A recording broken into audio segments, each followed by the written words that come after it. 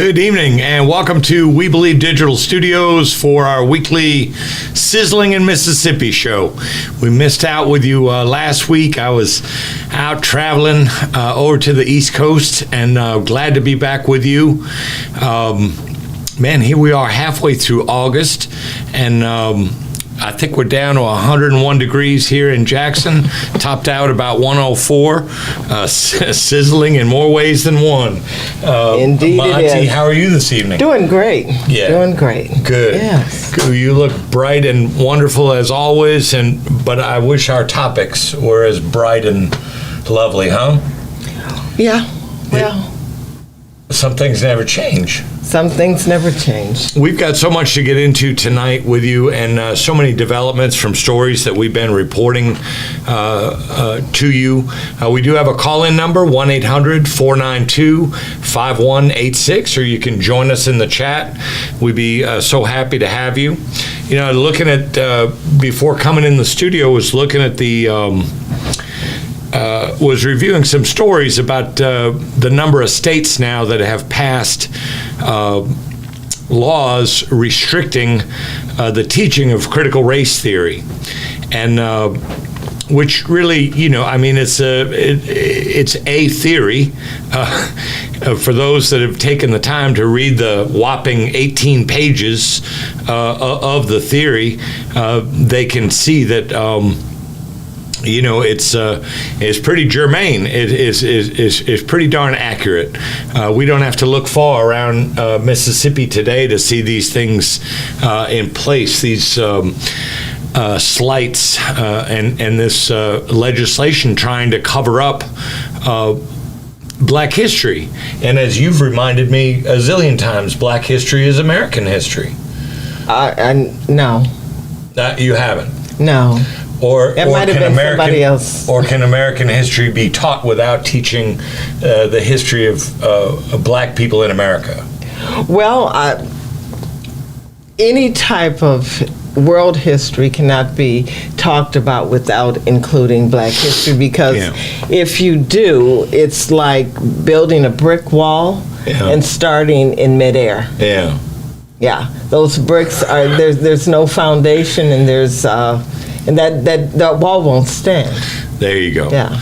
So the idea of teaching history to our students in schools when they're coming up without teaching the whole truth of what's gone on with African Americans in this country is just, you know, it's just a whitewashing these comments about, well, we don't want young people to feel guilty.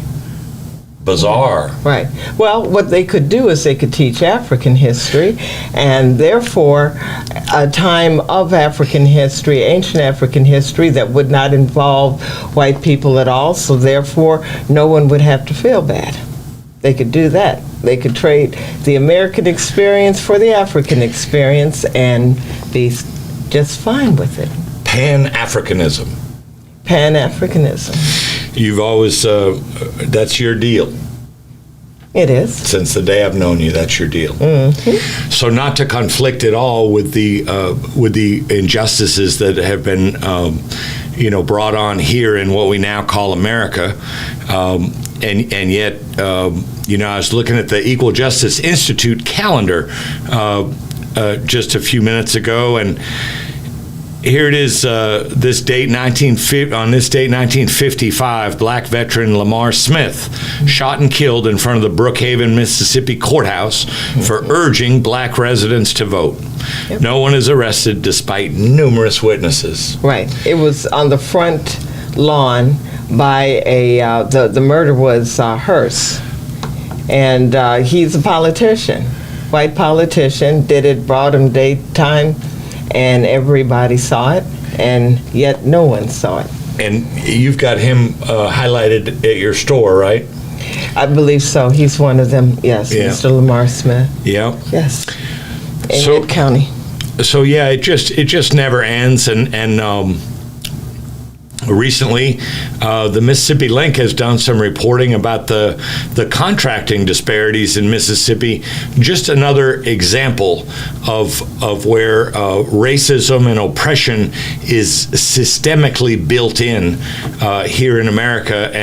But there's lots of white folks out there in positions of power that want to see that.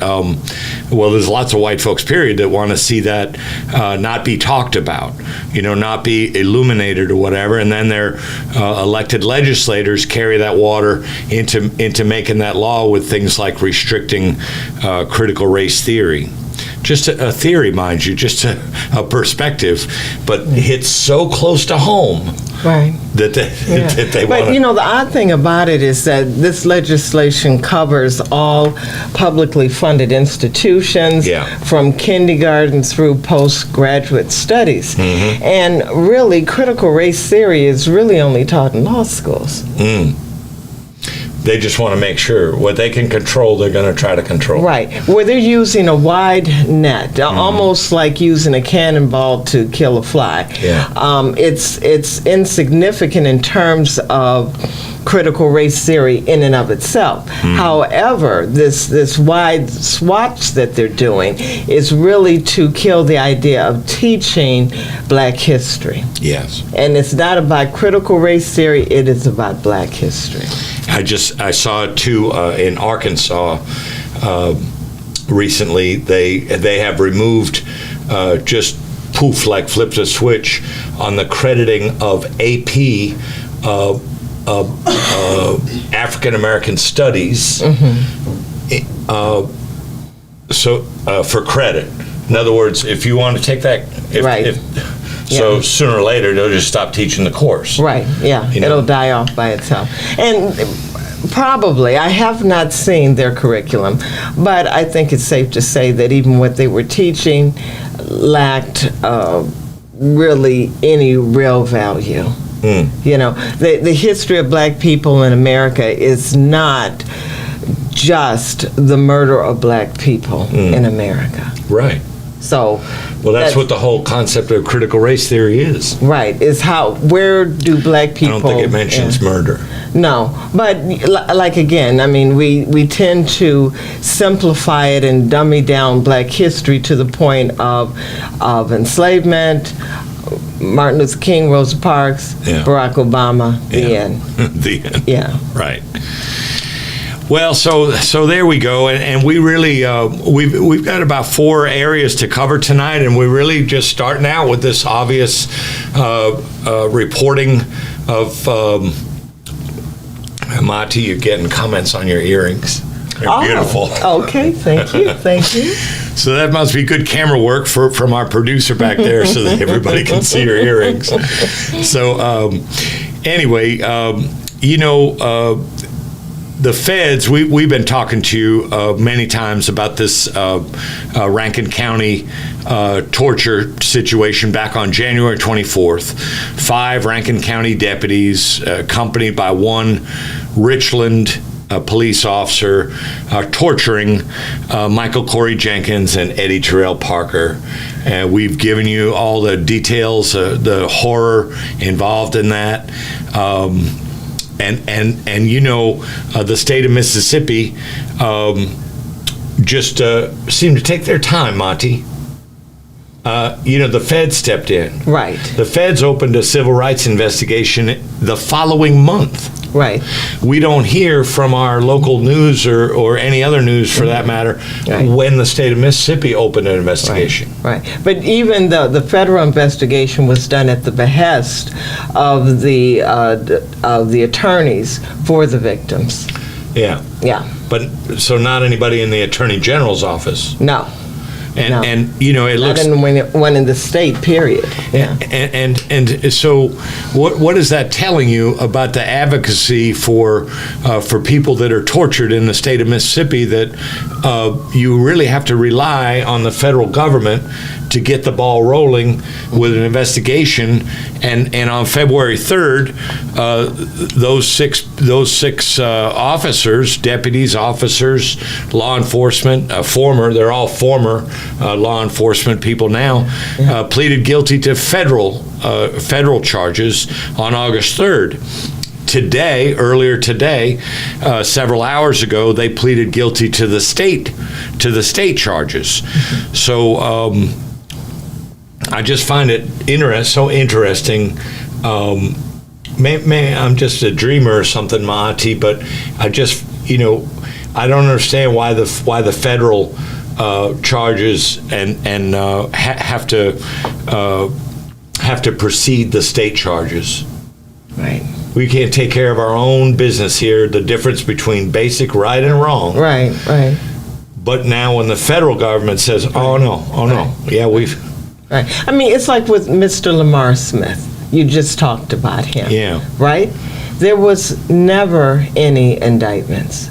There's never been any arrests. There's never been any questioning. They knew who had committed the crime, because he brought him daylight on the lawn of the courthouse. Yeah. So, so this is what Mississippi does. It just simply ignores everything. And almost 70 years. Right. Almost 70 years after the fact. Right.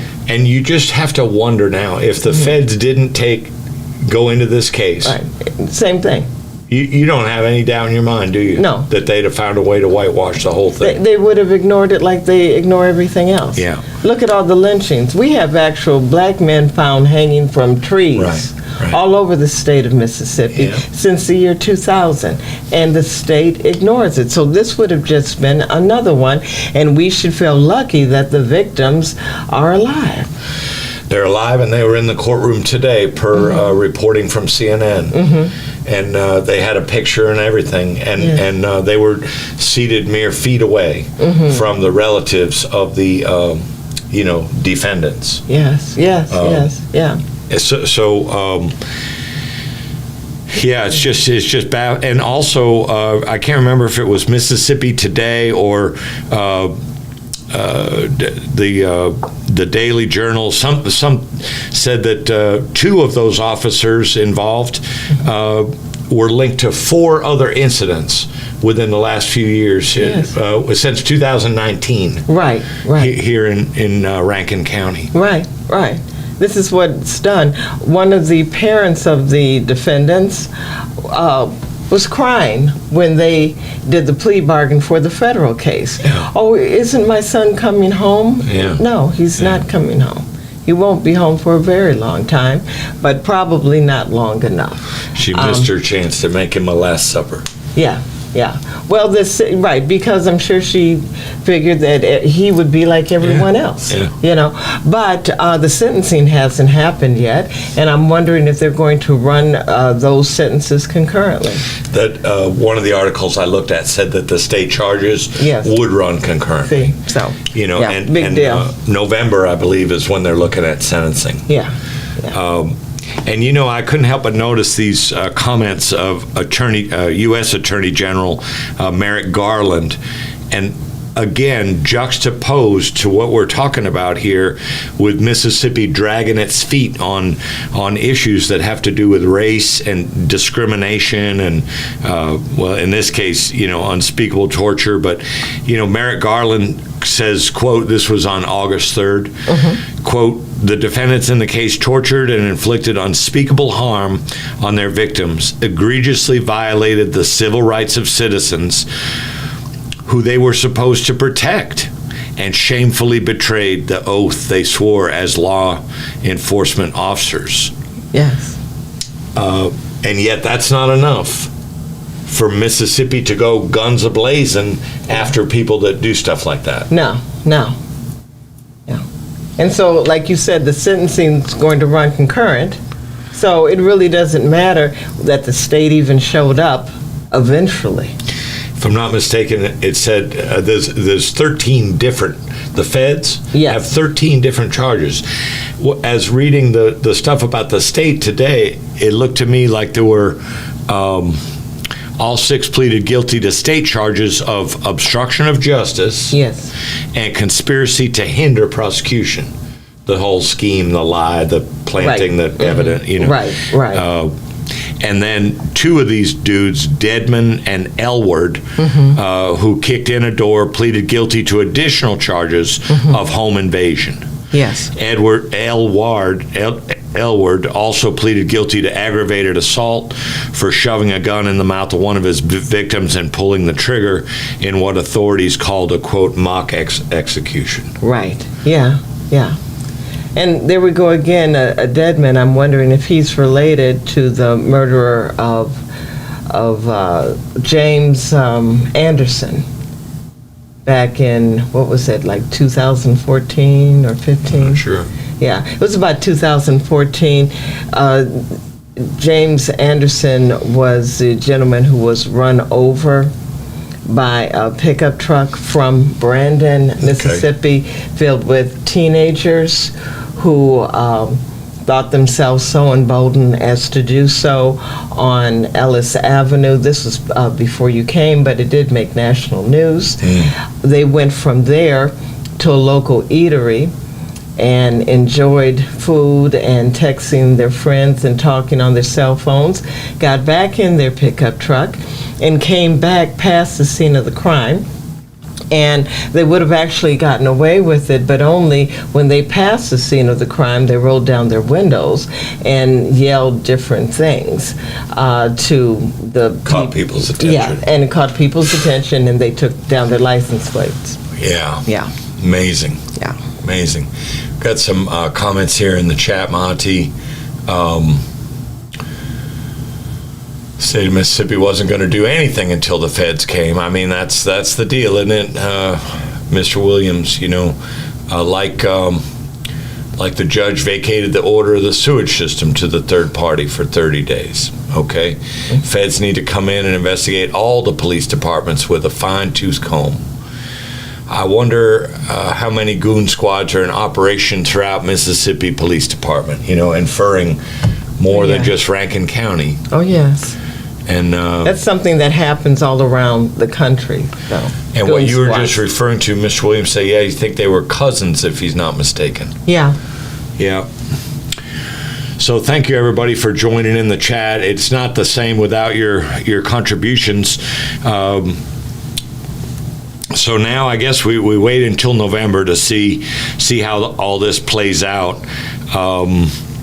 And in a related story, well, actually we're running up right tight on the end of this segment, so we do have something related to this. It's more or less a call to action that we hope our viewers will be interested in to share with you when we get back from the break. So we'll be right back after a couple commercials.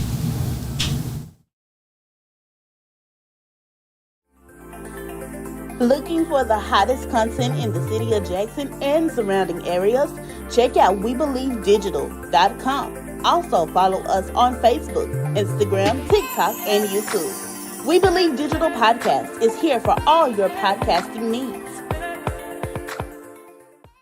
The Mississippi Link is an African-American female-owned newspaper with a trusted voice that is highly respected throughout the city, state, and nation. Our motto, Keepers of the Knowledge for People Who Speak the Truth, since 1993. Link significantly influences the thoughts, attitudes, and buying decisions of its readers. Call us at 601-368-8481 for your advertising needs. If you would like to receive a newspaper in the mail each week, our annual subscription is only $52 per year. That is only $1 per week for you to stay informed regarding many stories that you can only get in the Mississippi Link. Sign up today at themississippilink.com and click on Home Delivery.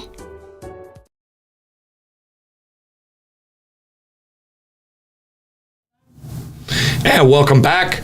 glad to have you back. We mentioned this a story related to this horrific torture by law enforcement of Michael Corey Jenkins by white law enforcement of two black men, Michael Corey Jenkins and Eddie Terrell Parker, on January 24th. And the NAACP in Rankin County has been on this. There's been all kinds of reporting on that in local media, including the Mississippi Link newspaper, and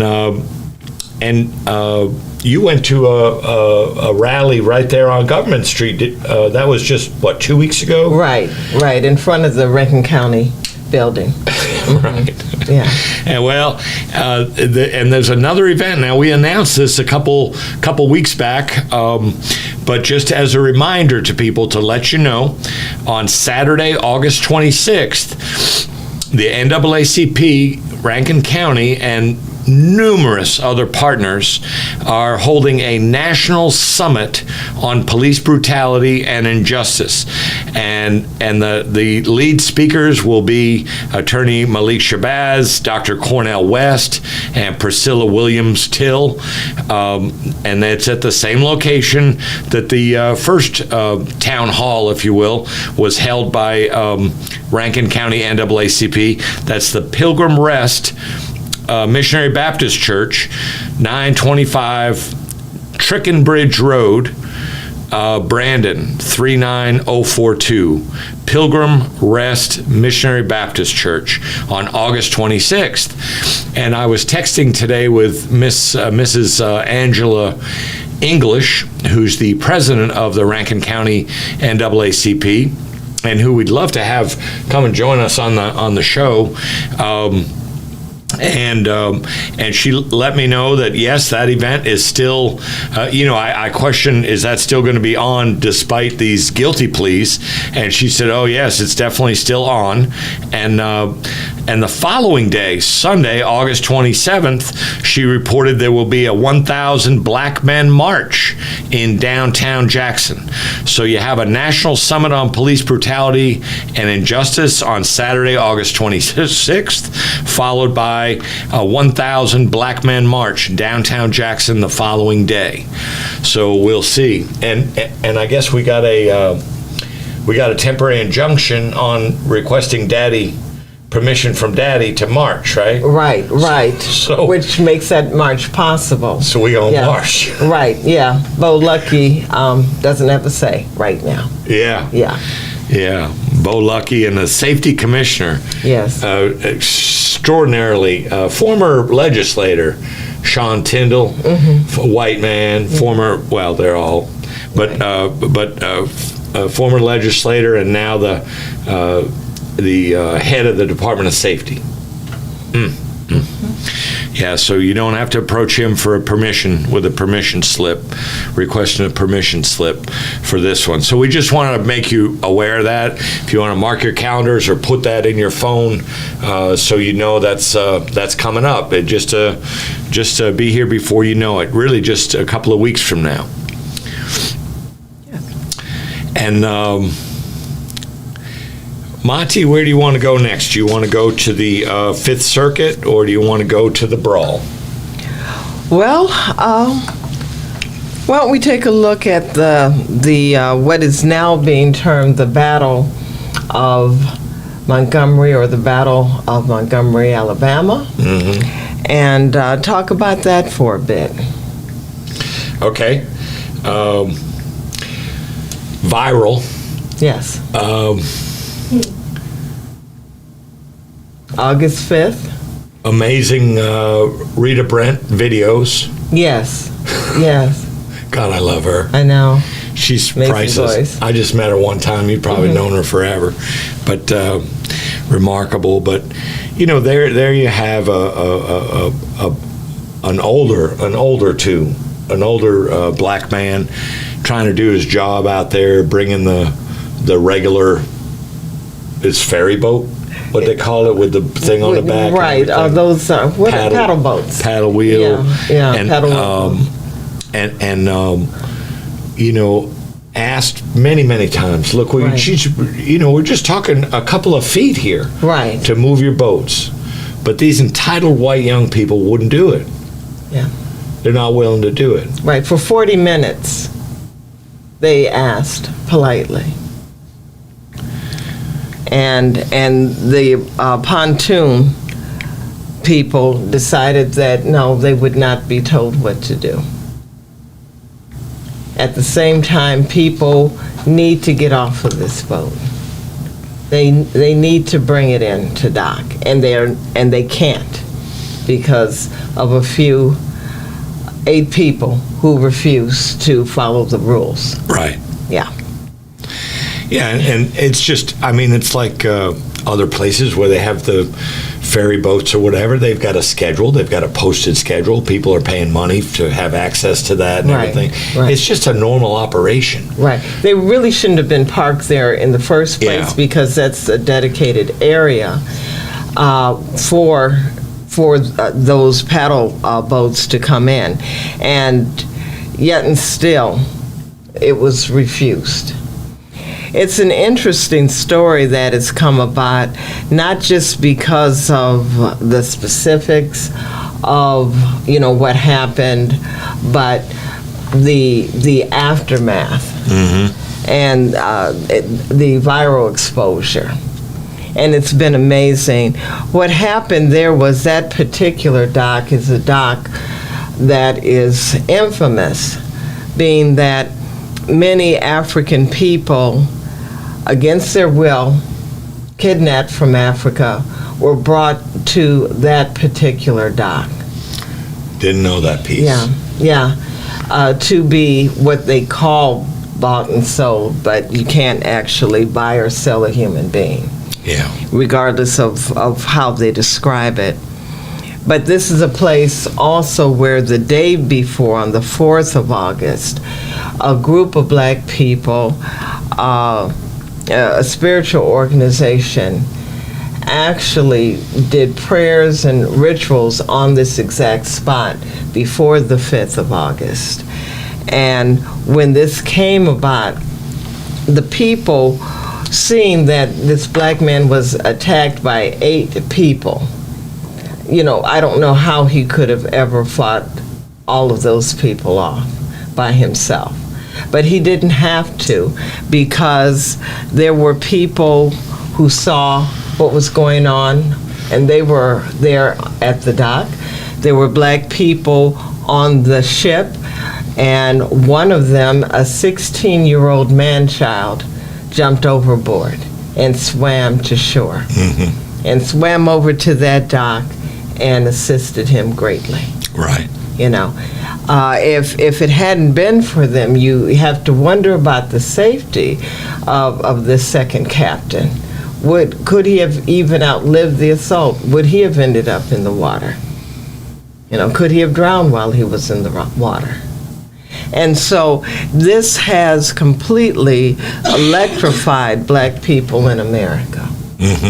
It's been an amazing thing. It looks like coincidences, but it really isn't. It's just part and parcel.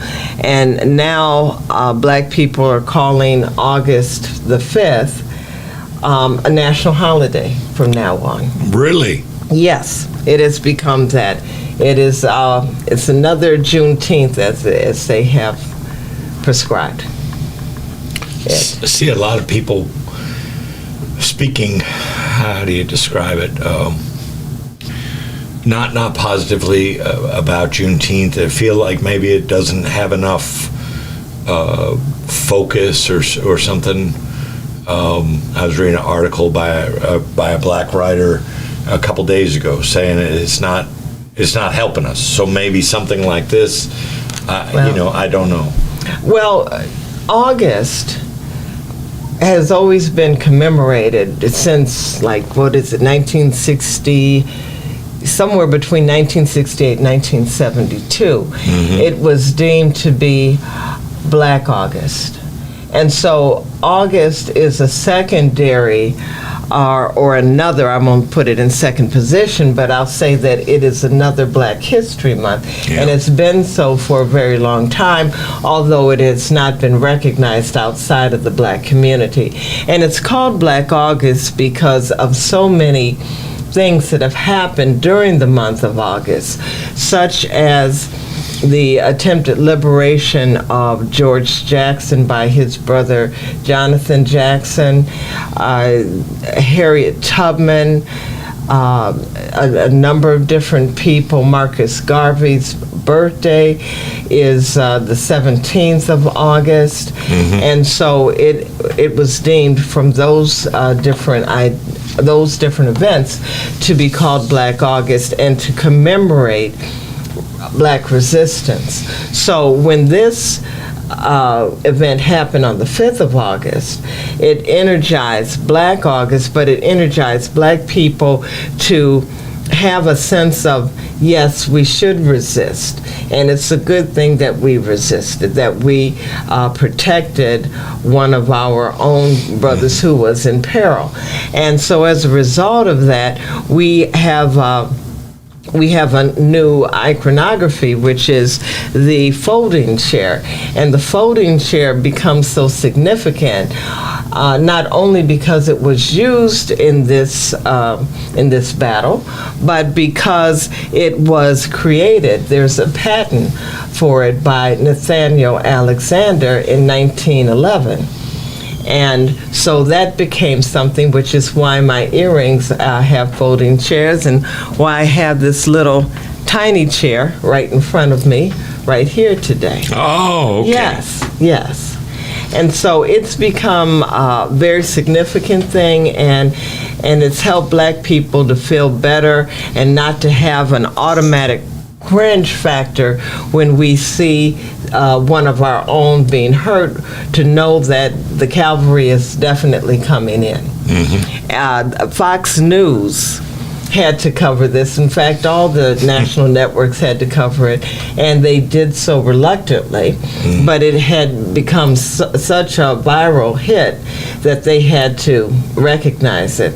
So the way that Fox News did it was they just talked about the Black man being beaten, but they didn't mention anything else after that. Not the other part of the story. Yes, which has become so significant.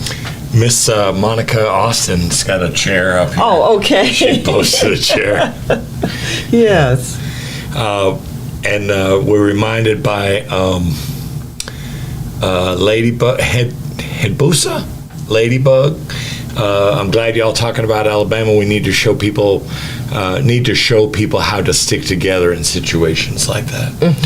So yeah, maybe this will be a real connective event. Yes. August 5th. Yes. That will be a day that will live in the memories of Black people in America, and it will be commemorated. You know, one of the things I was thinking about with this, and I was traveling when this happened, and but certainly you can't have the phone in your hand without knowing what's going on from so many sources, and I couldn't help but think of everybody that's seeing this, really all over the world. Right. But then I was also thinking of the people that don't get to see it. Like whom? Like George Floyd. Yes. Like Trayvon Martin. Right.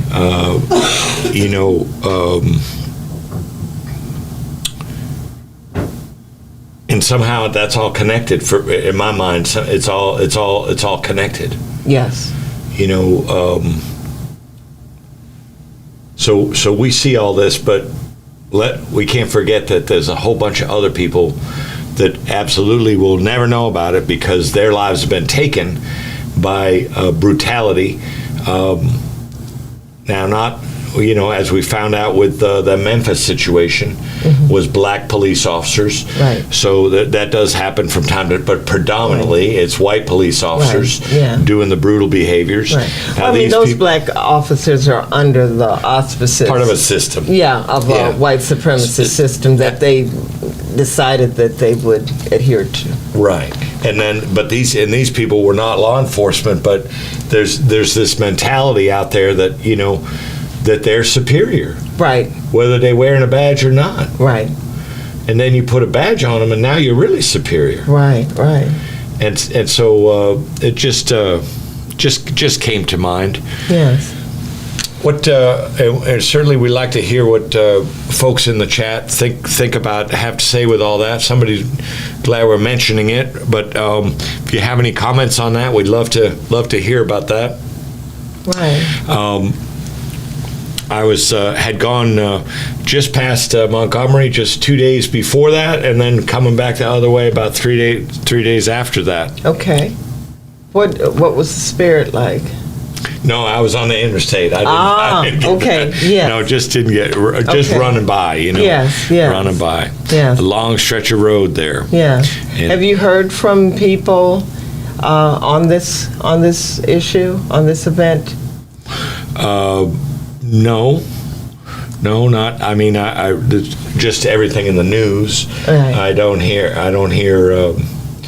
Well, I mean, just a couple of personal conversations, but I guess, is that what you're referring Right, to? Yeah. right, A couple right. of just friends down here. Okay. That we've talked about it, and they've brought it up. I brought it up, and so forth. But I'm wondering, outside of someone like you who is around black people all the time, are white people in discussion at all about this? yeah, You know, they covered it as quickly as possible on the news and in the news media, white news media sources, and that moving was right it. on. Moving right on. Whereas black media sources have talked about this ever since. It's a story that can't die. Yeah. Yeah. Have people been bringing it up when they come to the store? They have. Yeah. Yeah. It's major league with black people. Any white customers down there? I had one. Didn't mention it. Right. I don't have many. You give them a tiny chair if they come in. Give them a white tiny chair. Yeah, I will. Yeah. Like you gave me that day. What was that? The You gave me the sucker. the lollipop. Right. Yeah, they said Happy Black History Month. Black History. How about Right. that? Yeah. Happy Yeah. Black History Month. Yeah. So You still have it? I have it on my desk right on the other side of the building. I don't know. Yeah, it might be getting a little grody now, but yeah. I just feel like I'm gonna save it for an emergency. Okay. When I just got to have something. When you just got to have some Black History. Yeah. Okay. So we're up against the end of the segment. We've still got more to go. A third segment coming up, and thank you so much for joining us here in the chat. Really glad you're here, and we'll be right back with you.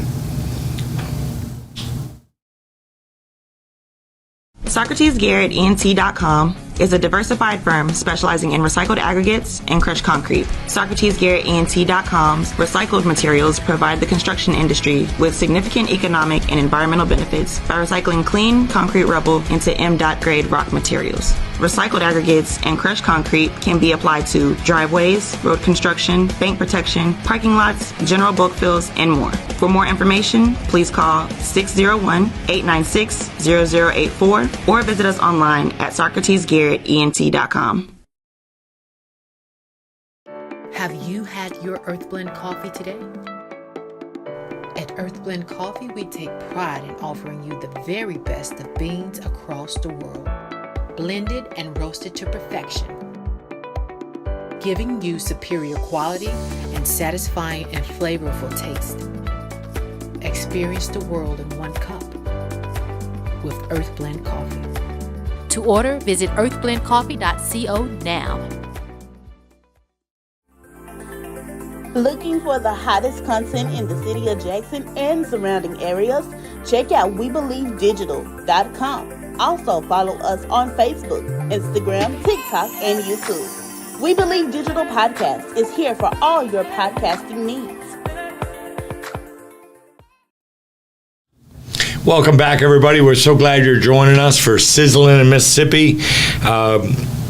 You know, if you're just joining us now, like Mr. Lewis, just letting us know he's in the house, we were just talking during the break. Did that ferry boat captain ever get his hat back?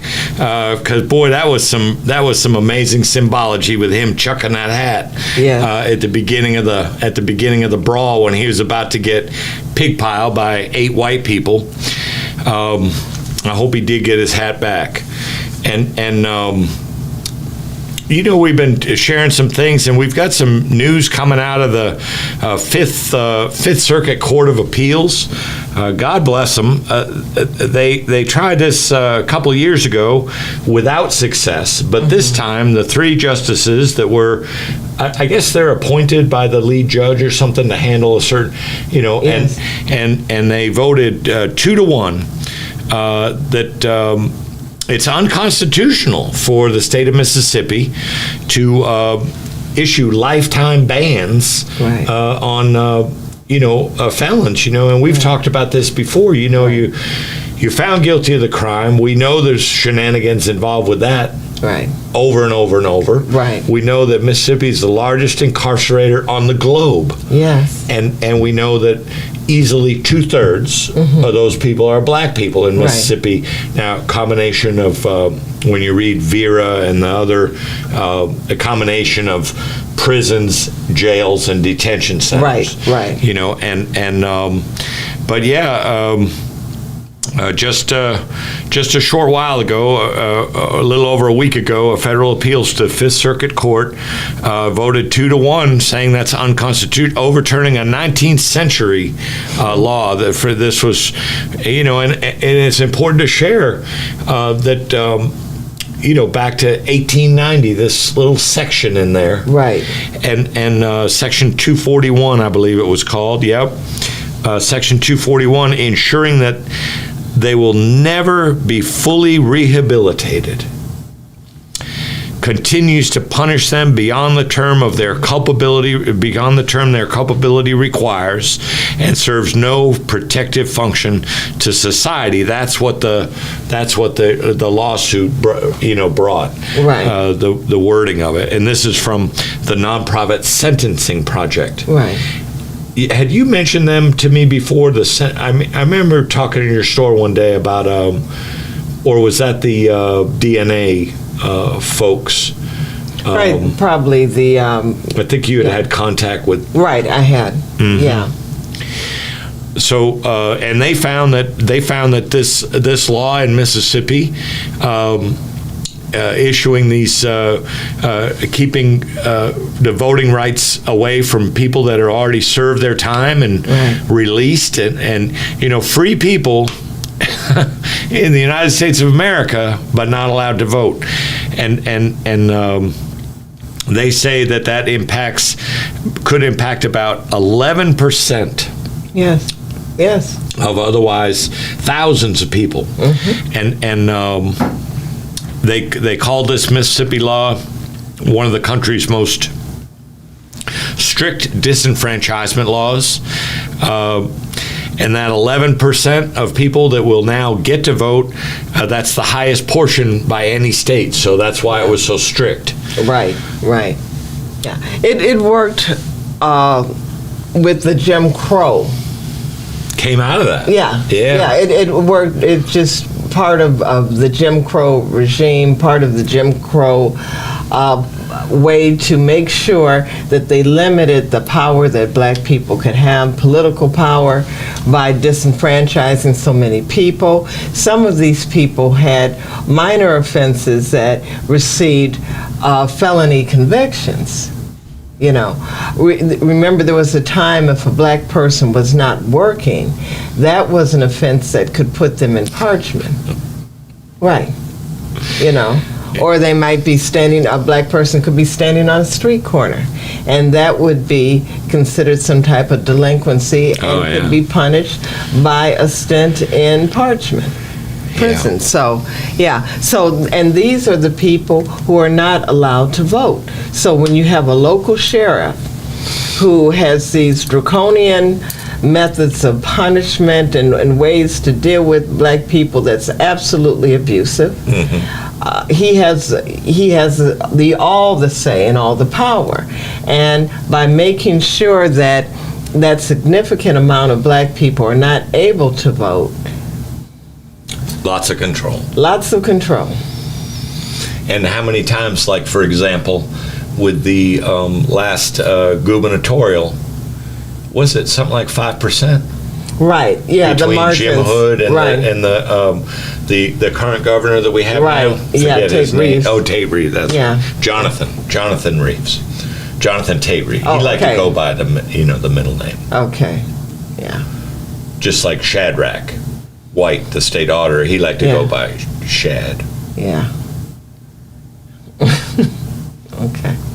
Now, I guess Bo Lucky, maybe that's his God-given name. I you don't think know. so. You don't think? No. You think that was I thought it was nickname? sort of a nickname. I'm hoping that would be.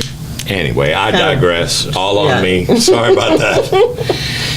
But This makes you wonder. That's all. it does make you wonder, but limiting the rights of black people, I mean, that's just a common everyday occurrence in the state of Mississippi. Not exclusively Mississippi, but No. I do think in the United States of America, it seems to me, my perception, Yes. don't know if you would agree or not, but it seems to me that it's the epicenter is here. It is. It is. You agree? I do, absolutely. I've said it many times before.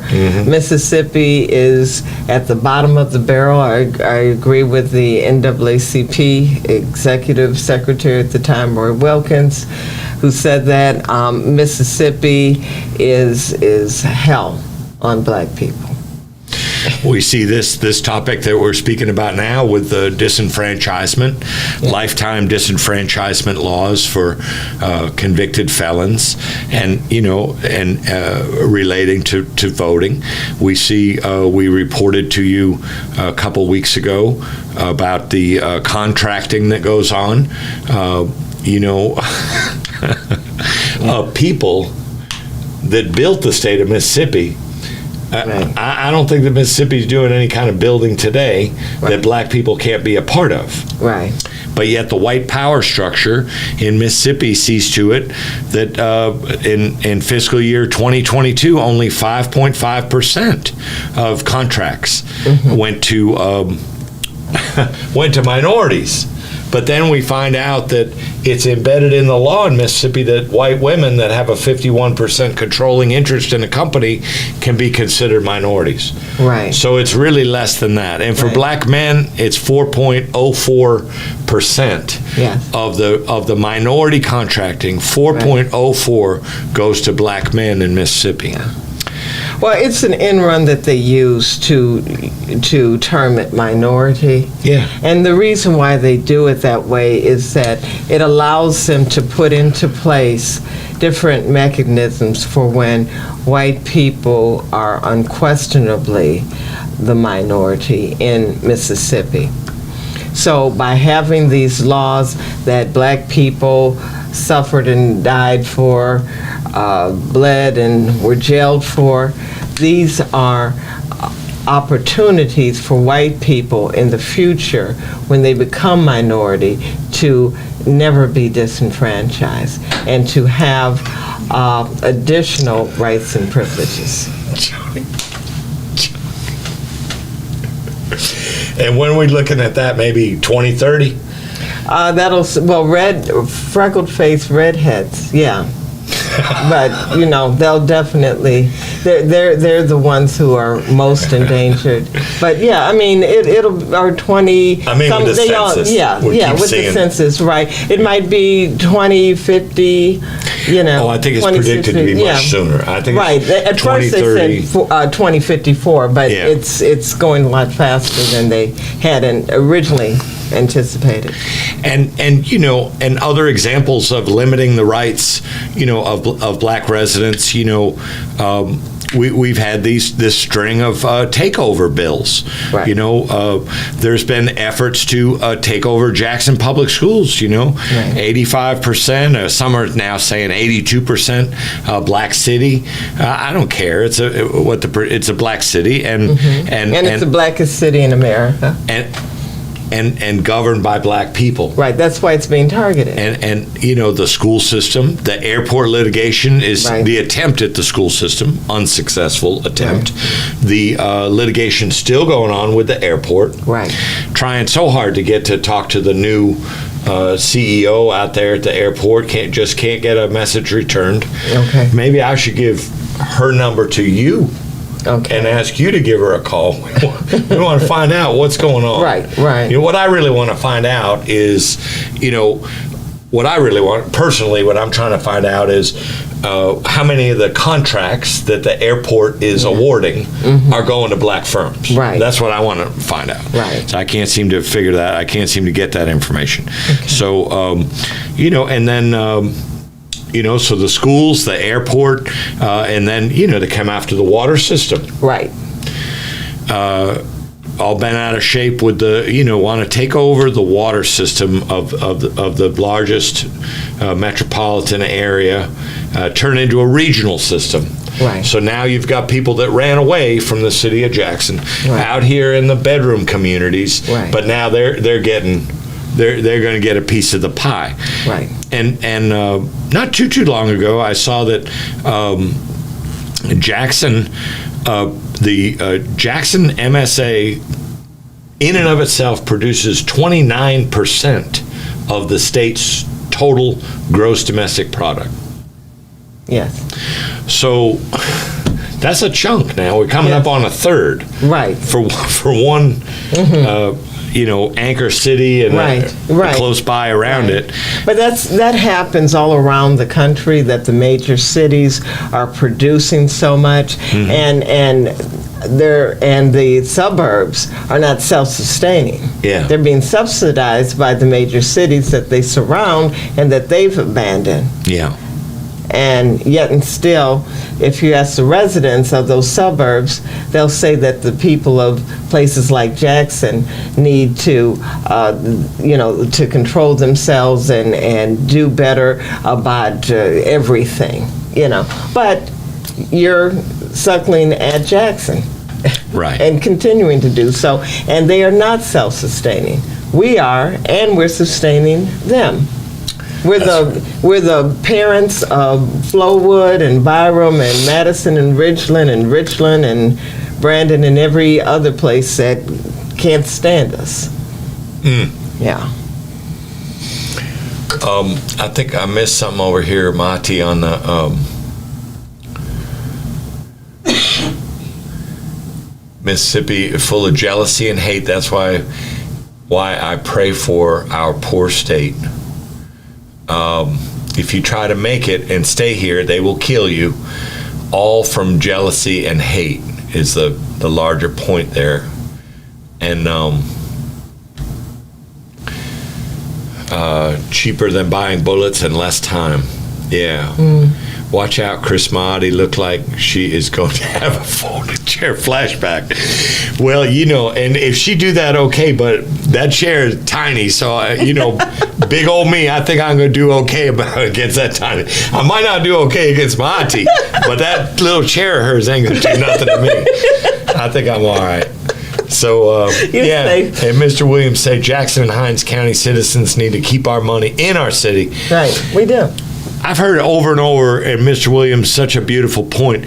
The every dollar that's spent in Jackson needs to turn over a minimum of 7 times in order for us. That's how tough is stacked against this city. It's got to turn over 7 times before we feel that, and we're able to appreciate that in the black economy in Mississippi.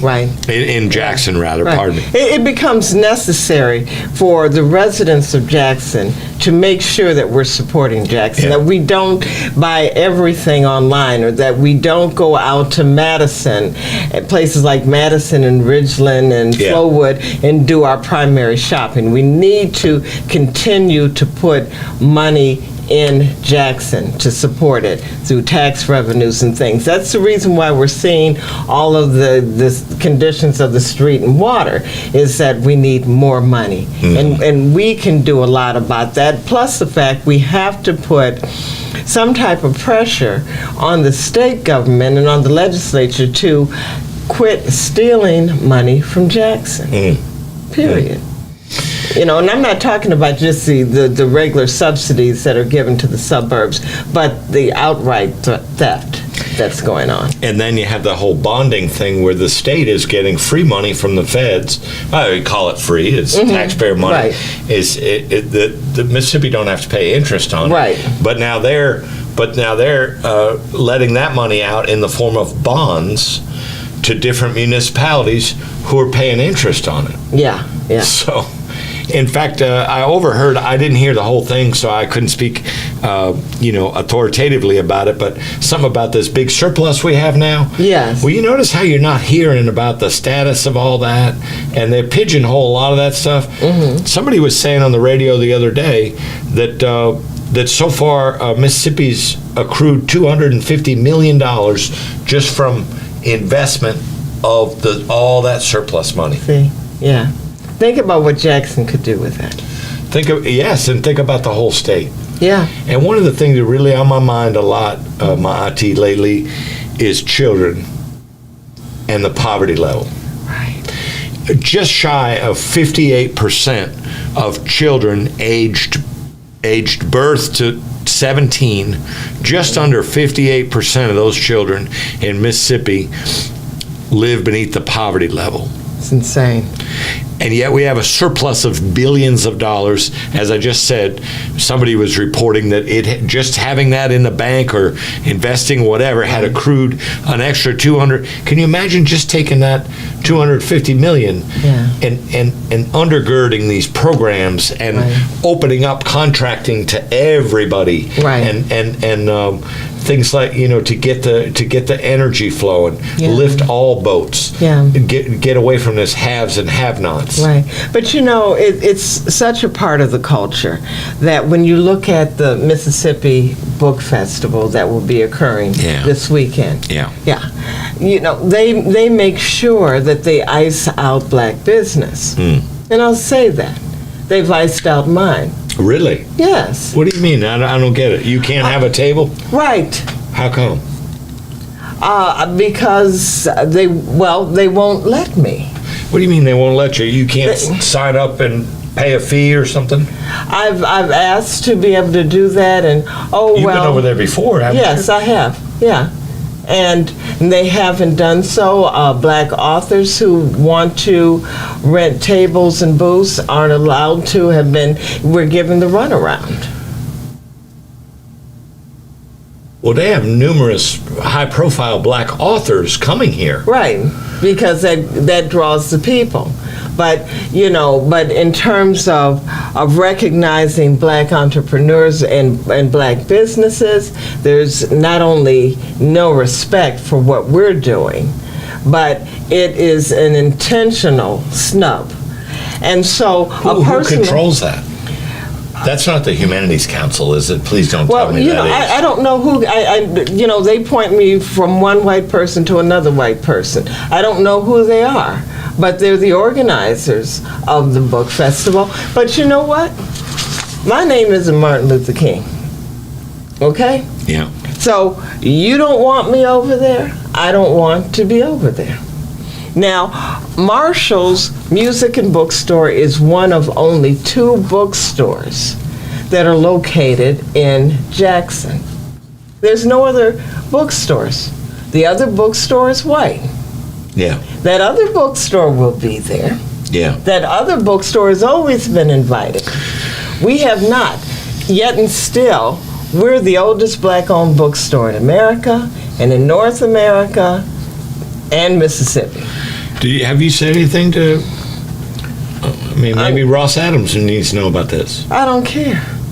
I don't care anymore. No, I'm sorry, but there's things that we fight for that we don't need to fight for.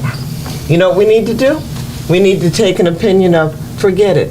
We'll put a book fair on Ferris Street. That's my response to being X'd out of the Mississippi Book Festival. Right. It's not the Mississippi Book Festival.